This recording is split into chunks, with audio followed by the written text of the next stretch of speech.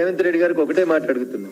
ఉత్తమారెడ్డి గారు సమీక్షించారు, ఎల్ఎన్టీని తిట్టిర్రు, రేవంత్ రెడ్డి గారు సమీక్షించారు, మొత్తం డీటెయిల్ గా రిపోర్ట్ ఇయ్యండి, అవసరమైతే హైకోర్టుకు ఉత్తరం రాస్తాం, సిట్టింగ్ జడ్జి తోటి విచారణ జరుపుతాం.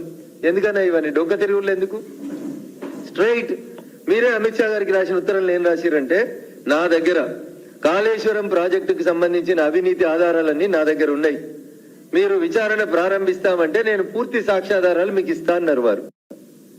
నేను అడుగుతున్నా రేవంత్ రెడ్డి గారిని, అన్ని సాక్ష్యాధారాలని ఒక ముఖ్యమంత్రి హోదాలో ఒక ఎన్వలప్ లో పెట్టి ఒక సింగిల్ పేజీ ఉత్తరం, ఇగో ఇన్ని సాక్ష్యాధారాలు నా దగ్గర ఉన్నాయి కాబట్టి వీటన్నింటినీ పరిశీలించి తెలంగాణ సమాజం కోరుతుంది కాబట్టి తెలంగాణ రాష్ట్ర ముఖ్యమంత్రి హోదాలో కాళేశ్వరం ప్రాజెక్టు మీద, మెగా కంపెనీ చేసినటువంటి కరప్షన్ మీద సిబిఐ చేత విచారణ జరిపించండి అని 4 లైన్లు రాసి పంపురన్నా. There ends the episode. Rahul Gandhi గారు అన్నారు కదా, కరప్షన్ కాళేశ్వరం రావు అన్నారు కదా, పైసలు తీసుకొచ్చి పేద ప్రజల అకౌంట్లలో వేస్తామన్నారు కదా, నెల రోజులే అయింది కదా. ఆ దిశగా అడుగులేస్తే బాగుంటుంది. కాంగ్రెస్ పార్టీ పెద్దలకు ఇంకేమైనా ఆధారాలు కావాలంటే నా దగ్గర ఉన్నటువంటి పూర్తి సమాచారాన్ని నిన్న వాళ్ళకి పంపించేటువంటి ప్రయత్నం చేసినా చేరిందని నేను అనుకుంటున్నా. ఈ ఆధారాలు ఇంకా వాళ్ళకి చేరలేదంటే ఖచ్చితంగా ఈ ఆధారాలను వాళ్ళకి పంపించడానికి నేను సిద్ధంగా ఉన్నా. అనే ఈ రిపోర్ట్ ఎంత క్రిస్టల్ క్లియర్ గా చెప్తుందంటే, లోను మార్చి 2022 వరకు లోను కట్టాల్సినటువంటి లోను తెలంగాణ ప్రభుత్వం కట్టకపోవడం వల్ల 10,000 కోట్ల రూపాయల వడ్డీ వచ్చి ప్రిన్సిపల్ లో జాయిన్ అయిపోయిందన్న. 10,000 కోట్ల రూపాయల వడ్డీ వచ్చి ప్రిన్సిపల్ లో యాడ్ అయిపోయింది మార్చి 2022 వరకు వడ్డీ కట్టకపోవడం వల్ల. ఈ వడ్డీకి వడ్డీ 3 నెలలకోసారి చక్రవడ్డీని లెక్కేసుకుంటూ పోతే జూన్ 2024 వరకు 1,49,000 కోట్ల 1,49,317 కోట్లు టోటల్ కాస్ట్ అవుతుంది. కాబట్టి దయచేసి కాంగ్రెస్ చేసిందా, బీఆర్ఎస్ చేసిందా, మెగా కృష్ణారెడ్డి గారు చేసిందా, వాప్కోస్ చేసిందా, విజయ బ్యాంక్ చేసిందా, పవర్ ఫైనాన్స్ కార్పొరేషన్ లిమిటెడ్ చేసిందా, ఇవన్నీ పక్కన పెట్టుండ్రి. తెలంగాణ ప్రజల మీద వచ్చే ఫైనాన్షియల్ ఇయర్ కల్లా 1,50,000 కోట్ల భారం పడబోతుంది. దాదాపు అది రాష్ట్ర బడ్జెట్ తో సమానమైనటువంటి డబ్బులు. దీని మీద ఒక విచారణ జరుపుమని సిబిఐకి ఉత్తరం ఎందుకు రాస్తలేరు అని అంటే, తవ్వితే ఎలుకలు పట్టినట్టు. చాలా మంది పెద్దలకు అర్థం కాని ఏంటంటే, ఇవన్నీ పంచాయతీలు ఆడిపోయినాయంటే మన రాష్ట్రంలో జరుగుతలేవంట.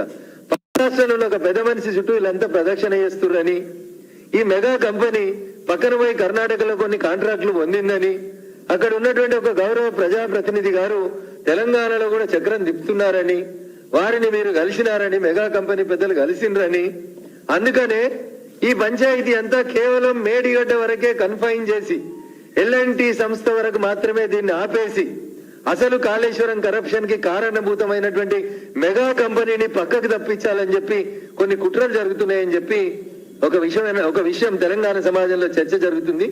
అందుకని దయచేసి గత ప్రభుత్వం చేసుకున్నటువంటి ఒప్పందాల లోపల భాగస్వాములు ఎవరు, కరప్షన్ ఎక్కడ జరిగింది, బిహెచ్ఎల్ కి 1,300 కోట్ల రూపాయల విలువ చేసే మోటార్లు కొనుగోలు చేసి 7,300 కోట్ల రూపాయల డబ్బులు చెల్లిస్తే ఇవాళ దాకా ఇన్వాయిస్లు రాలేదని కేంద్ర ఆడిట్ సంస్థలన్నీ అడిగితే కూడా ఎందుకు రాష్ట్ర ప్రభుత్వం నివేదిక ఇస్తలేదో ఒక్కసారి దయచేసి ఆలోచించాలి. సో కాళేశ్వరం మీద 1 నిమిషంలో అసెంబ్లీలో పవర్ పాయింట్ ప్రజెంటేషన్ తోటో లేకపోతే హైకోర్టులో మేడిగడ్డ ఎఫ్ఐఆర్ ని సిబిఐకి ట్రాన్స్ఫర్ చేయమని కథను డైవర్ట్ చేయడానికో దయచేసి చేయొద్దని, నిజాయితీగా తెలంగాణ సమాజం పక్షాన గట్టిగా నిలబడతా కొట్లాడతా అని చెప్పినటువంటి ముఖ్యమంత్రి గౌరవనీయులు రేవంత్ రెడ్డి గారు మీ కష్టం లేకుండా, మీ మీద బురద పడకుండా ఒక 4 లైన్లు పెట్టి భారత ప్రధానమంత్రికి మీరు ఉత్తరం రాయండి, సిబిఐ చేత విచారణకు అడుగుదాం, మీరు ఉత్తరం రాస్తే ఆ దిశగా భారత ప్రభుత్వం అడుగులేసేటట్టు భారతీయ జనతా పార్టీ నాయకులుగా మేము కూడా ప్రయత్నం చేస్తాం. తెలంగాణ ప్రజలకి దక్కాల్సినటువంటి సొమ్ముని తిన్నటువంటి సంస్థలు, వ్యక్తులు ఎవరైనా వాళ్ళ నుంచి కక్కిద్దామని చెప్పి గౌరవ ముఖ్యమంత్రి రేవంత్ రెడ్డి గారికి విజ్ఞప్తి చేస్తూ, తెలంగాణ సమాజం ఆలోచించాలి. సమీక్షలు, హైకోర్టు జడ్జీల చేత విచారణ కోసం అని రాస్తున్న ఉత్తరాలు, ఇవన్నీ కేసును పక్కదారి పట్టించి ఎవరిలో కాపాడేందుకు చేస్తున్నటువంటి ప్రయత్నాలుగా భారతీయ జనతా పార్టీగా మేము భావిస్తా ఉన్నాం. అందుకని మీ నాయకుడే చెప్పిండు, కేసీఆర్ అంటే కాళేశ్వరం కరప్షన్ రావు అని. అందుకని ఆ కాళేశ్వరం కరప్షన్ రావు మీద ఇలా మీకు అవకాశం వచ్చింది కాబట్టి అర్జెంట్ గా సిబిఐ చేత విచారణ జరిపించేందుకు ఉత్తరాన్ని రాసి మీ నిజాయితీని, మీ చిత్తశుద్ధిని, తెలంగాణ ప్రజలు మీకు ఇచ్చినటువంటి మ్యాండేట్ ని అక్షర సత్యంగా నిరూపించుకోవాలని గౌరవనీయులు రాష్ట్ర ముఖ్యమంత్రి రేవంత్ రెడ్డి గారికి విజ్ఞప్తి చేస్తా ఉన్నాం. Thank you.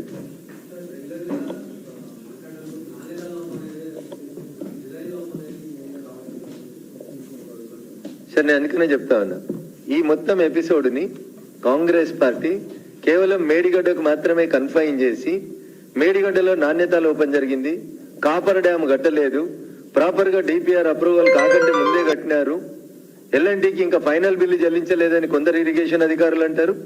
ఇగో లేదు, మేము పని పూర్తి చేసినామని మాకు సర్టిఫికెట్ ఇచ్చిండ్రని ఎల్ఎన్టీ అంటది. నేను మిత్రుడు గౌరవ ముఖ్యమంత్రి రేవంత్ రెడ్డి గారిని ఒకటే అడుగుతున్నా, ఇంకా ఫైనల్ బిల్లు చెల్లించకపోతే ఆ బిల్లు ఆపివేయండి. నాణ్యత లోపం ఉంది, కాపర్ డ్యామ్ కట్టలేదు, అయినప్పటికీ కూడా పని అయిపోయిందని సర్టిఫికెట్ ఇచ్చింది ఈఎన్సీని సస్పెండ్ చేయండి. Due negligence on the part of the government delegation of the duties remind చేయండి. ఆయన అసెంబ్లీలో రేవంత్ రెడ్డి గారు మంచి మాట అన్నారు. స్పీకర్ గారు, వాళ్ళని ఎవరిని బయటికి పంపకుండ్రి, వాళ్ళు ఇలా కూర్చోవలసిందే, మనం చెప్పేది వినాల్సిందే, అది మనం వాళ్ళకి ఇస్తున్నటువంటి పనిష్మెంట్ అన్నారు. అందుకని మిత్రుడు రేవంత్ రెడ్డి గారికి నాది ఒక విజ్ఞప్తి, సూచన కూడా. ఈ ఈఎన్సీలని, ఆ అరవింద్ కుమారుల్ని మీ మీద మా మీద కేసులు వేసి నోటీసులు ఇచ్చిండు కదా అరవింద్ కుమార్ గారు, ఇంకో పంచాయతీలు, అది మళ్ళీ ఒక రోజు మాట్లాడుకుందాం. ఆయన అసలు మీరు బదిలీ చేయొద్దు, ఆన్నే నిలబెట్టాలి, కాగితాలు తీసుకురా సార్ అని అడగాలి, కాగితాలలో ఎక్కడ తప్పు జరిగిందో చూపెట్టాలి.